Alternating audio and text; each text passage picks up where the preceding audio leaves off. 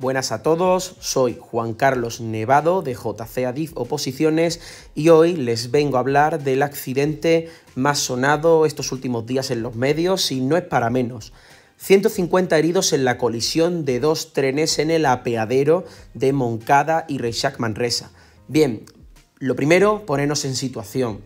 Montcada y Reixac Manresa es un apeadero que se encuentra entre las estaciones de Montcada Bifurcación y Sardañola del Vallès. Bien, nos preguntaremos muchos cómo a estas alturas, en 2022, con la cantidad de instalaciones de seguridad que hay en la infraestructura ferroviaria, se puede dar este tipo de accidentes, ¿no?, de estas dimensiones. Bien, les he preparado una serie de esquemas, una serie de explicaciones para poder llegar a entender que quizás no es tan difícil que se pueda producir este tipo de situaciones, que en la infraestructura ferroviaria intervienen diversos agentes y diversos factores y que cuando se produce un accidente de estas dimensiones no se ha producido solamente un error, sino que se tiene que producir pues una concatenación de errores de diversos factores y que pueden dar lugar a esta serie de situaciones. Bien, este es el esquema que he preparado para intentar darle una explicación de cómo se podría haber producido este accidente. En cualquier caso, no estoy asegurando que esto sea así, de esto se encargará la CIAF, la Comisión de Investigación de Accidentes Ferroviarios, pero conociendo la infraestructura, cómo funcionan sus instalaciones de seguridad y con los datos que tenemos actualmente, podríamos llegar a darle una posible explicación, una hipótesis de qué fallos podrían haber intervenido para que se produzca un accidente de estas dimensiones. Lo primero, para poder dar estas explicaciones, es entender el esquema. ¿Qué instalaciones de seguridad tenemos? ¿Entre qué estaciones estamos? Vamos a intentar comprender lo que hay aquí escrito. En primer lugar, las estaciones. Montcada Bifurcación, estación a la que se dirigían los trenes que intervienen en el accidente. Vienen por la vía 1, que es esta que señalo con el láser, y vienen desde la estación de Sardañola del Vallès, que se encuentra pues en esta dirección, ¿vale? Vamos a obviar en esta explicación la vía 2, porque no interviene, pero nos vamos a centrar en la vía 1, en este caso en el apeadero de Montcada y Reixac. Haciendo una ampliación de lo que podría haber sucedido, nos hallamos con esta situación de aquí, ¿vale? Para poder proceder a explicar lo que ha sucedido o lo que ha podido suceder, vamos a empezar primero por explicar cómo funciona un bloqueo, porque lo que tenemos entre Montcada Bifurcación y la siguiente estación colateral es un bloqueo. Pero, ¿qué es un bloqueo? Bien, un bloqueo es el sistema o proceso cuyo objetivo es garantizar que los trenes que circulan por la misma vía y en el mismo sentido lo hagan separados a una distancia que impida su alcance. Es decir, básicamente que si va un tren circulando detrás de otro, que no lo alcance. Cosa que precisamente sucede en este accidente, que hay un alcance de un tren hacia otro, una colisión. Bien, en este caso, para explicar cómo funciona un bloqueo automático, tenemos que entender lo que es un cantón.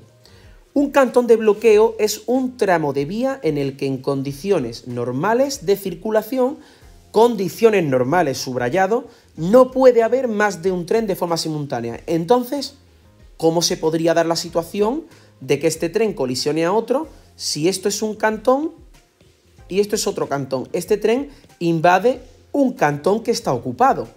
Bien, en primer lugar, vamos a explicar cómo funciona un bloqueo automático. Bien, un bloqueo automático tiene una serie de particularidades y es que en un trayecto entre dos estaciones puede circular más de un tren, dependiendo del número de cantones existentes. El número de cantones se definirá por la existencia de señales intermedias. Estas señales intermedias que se encuentran en plena vía van a proteger una serie de espacios en las que no puede haber más de un tren de manera simultánea. Vamos a poner un ejemplo. Imaginaros que este cantón se encuentra ocupado y que la circulación es en esta dirección, ¿vale?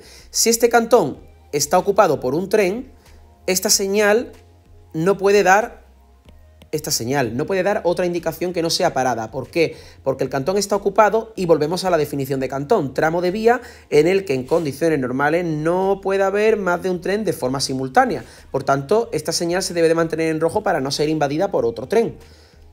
Un tren que se encuentre en este momento a esta altura, lo que va a ver aquí será un anuncio de parada porque la señal siguiente se encuentra en parada. Bien, y un tren que esté aquí, lo que se va a encontrar es una señal en rojo, una señal de parada, que en condiciones normales no va a poder rebasar. Así funciona, digamos, un bloqueo automático. Este tipo de bloqueo se suele instalar en ciudades donde el tráfico ferroviario es de muy alta densidad.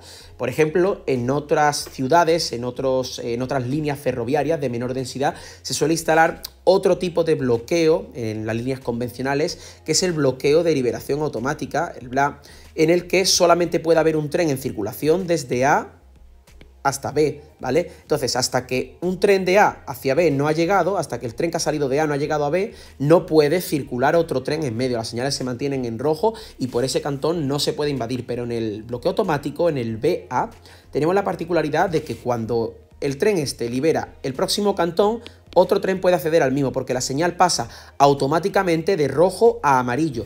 No hay ningún factor ni ningún agente que cambie esa indicación de la señal. Las indicaciones se cambian automáticamente conforme se van liberando los cantones que se encuentran ocupados. Por eso se llama bloqueo automático. Bien, volvamos a la situación del accidente, del momento en el que se produce esta colisión.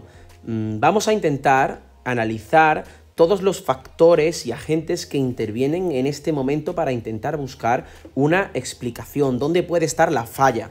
Bien, en primer lugar, este tren es el maquinista que avanza y al final provoca la colisión.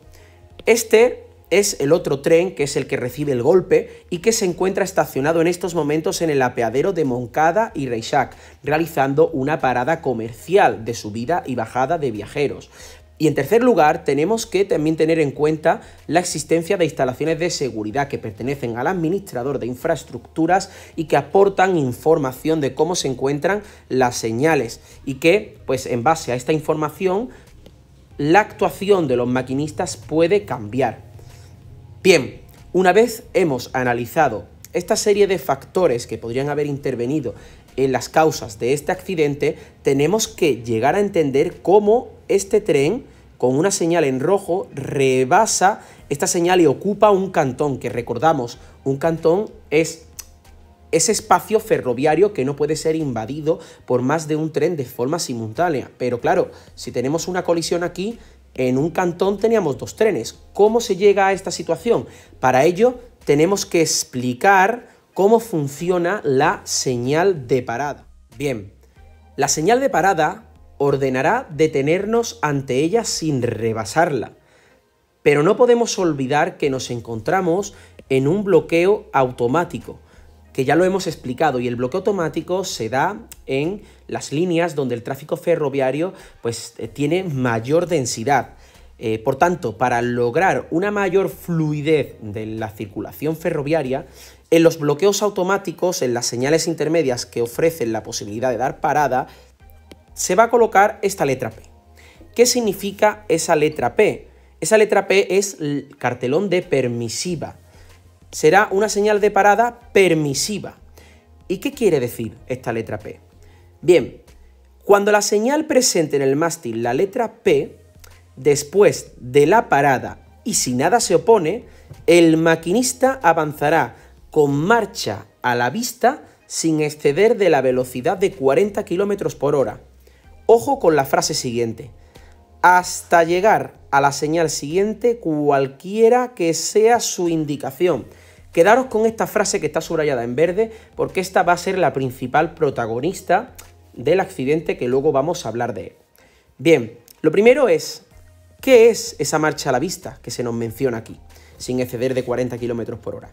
Bien, marcha a la vista impone al maquinista la obligación de avanzar con la precaución que requiera el caso, regulando la velocidad de acuerdo con la longitud de vía que visualiza por delante del puesto de conducción, de forma que pueda detener el tren ante cualquier obstáculo o señal de parada. Y en este caso se le impone al maquinista marcha a la vista y además sin exceder de 40 km por hora.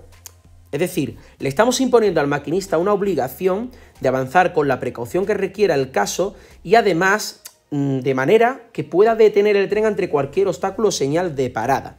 Bien, lo más importante aquí, esta marcha a la vista, cuando tú rebasas una señal en parada con la letra P, la debes mantener hasta llegar a la señal siguiente, cualquiera que sea la indicación de esta señal. Bien, a través de este vídeo vamos a intentar desglosar gráficamente cómo se podría haber dado la situación y cuál era el punto de vista del maquinista que avanza, qué actuaciones debía seguir en caso de encontrar una parada, una señal que ordena parada con una letra P, con las órdenes que hemos dado anteriormente. En primer lugar, hay que detenerse, como bien hemos descrito antes, a unos metros de la misma señal y posteriormente tenemos que pulsar un botón que nos va a permitir rebasar, ahí ya le hemos dado, un botón que nos va a permitir rebasar una señal en parada sin que la unidad nos tire freno de emergencia, porque una señal en rojo, si la rebasamos indebidamente, nos tirará freno de emergencia, es decir, no podemos rebasar una señal en parada, pero aplicando este botón y a cierta velocidad sí que podremos rebasar dicha señal. Bien, vemos cómo el maquinista va avanzando sin exceder de 40 km por hora, esta señal en parada. Ahí vemos que seguimos avanzando, la indicación se muestra en la cabina del tren, no en ningún momento sobrepasamos 40 km por hora, estamos en curva, vemos que es una velocidad con la cual sin ningún problema podríamos detenernos ante cualquier obstáculo que es visible desde la cabina, nosotros podríamos detenernos sin ningún problema en él. Bien, vamos avanzando y estamos observando ahí en el túnel, lo vamos a ver ahora, una instalación de seguridad que es una baliza. Esta va a ser la protagonista del accidente. Ahí lo vemos, que se sitúa en el suelo, es como un trozo de madera. Bien, aquí lo vemos, lo veis. Ese trocito de madera es una instalación de seguridad que tiene una información, que es la información que le transmite al maquinista esto que vemos aquí en la pantallita que ve el maquinista. Le va a transmitir cómo se encuentra la señal siguiente. Bien, la información que hemos visto en el anterior clip es la situación que se va a dar en este caso. Una señal de parada con letra P que el tren, el cual se detiene ante ella, la va a rebasar y la va a rebasar debidamente, cumpliendo todas las prescripciones. Bien, el tren se detendrá ante la señal, pulsará el botón para rebasar una señal en parada y la rebasará sin exceder, con marcha a la vista, sin exceder de 40 km por hora. Pero, ¿qué es lo que pasa cuando llegamos a la baliza previa de la señal siguiente? Bien, esta baliza es la que le transmite información al maquinista, información que debe de cumplir en cabina. Bien, ¿qué sucede cuando esta baliza le transmite información a este tren? Que le va a transmitir la información de la señal siguiente. La señal siguiente está en vía libre o en anuncio de parada, no lo sabemos, ¿vale? Esto lo sabrá este tren, pero en cualquier caso es una indicación diferente a parada, es decir, te permite avanzar a mayor velocidad que lo hará la marcha a la vista sin exceder de 40 km por hora, que es la última orden que teníamos en cabina. Bien, pues este tren, cuando llega a la baliza previa, la información que recibe en su pantallita será vía libre o anuncio de parada. ¿Qué situación genera esto? Que el equipo embarcado queda liberado, el ASFA quedará liberado. Esa orden que teníamos previamente en la cabina de marcha a la vista sin exceder de 40 km por hora se va a liberar y el tren va a poder volver a acelerar, va a poder ponerse a una velocidad mayor a 40 km por hora. Aquí tenemos que tener en cuenta una clave. Independientemente de la lectura de esta baliza y de la liberación del equipo embarcado, aunque ahora nos permita circular a mayor velocidad, la orden de una señal de parada con letra P, y recordamos el punto verde, es continuar con la marcha a la vista sin exceder de la velocidad de 40 km por hora hasta llegar a la señal siguiente, cualquiera que sea su indicación. Es decir, independientemente de que esta baliza previa nos diga que la señal siguiente nos la vamos a encontrar en vía libre, nosotros no podemos atajar esa situación, no podemos empezar a acelerar para llegar antes. Nosotros tenemos que mantener la marcha a la vista sin exceder de 40 km por hora hasta llegar a esta señal, y una vez lleguemos a esta señal y la rebasemos, podemos reanudar pues con la nueva indicación que tengamos de esta señal. Lo único que nos está aportando la baliza previa es pistas, nos está diciendo, oye, pues la señal te la vas a encontrar así, ¿vale? Pero en ningún caso nos está dando la orden de dejar de realizar la marcha a la vista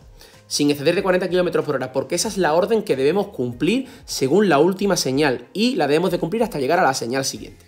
Bien, una vez llegados aquí, vamos a intentar explicar cómo se podría haber llegado a dicha colisión.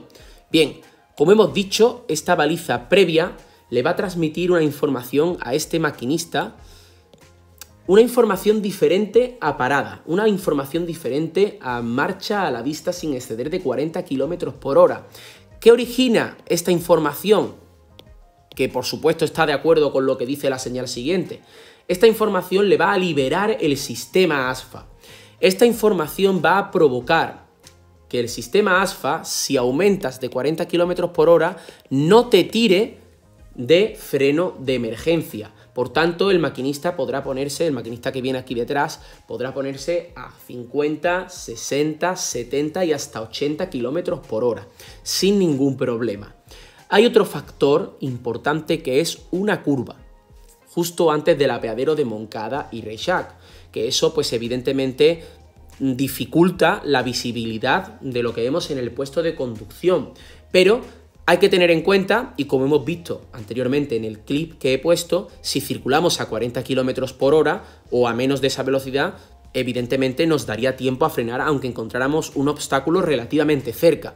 Por tanto, ¿cuál habría podido ser la posible causa de este accidente?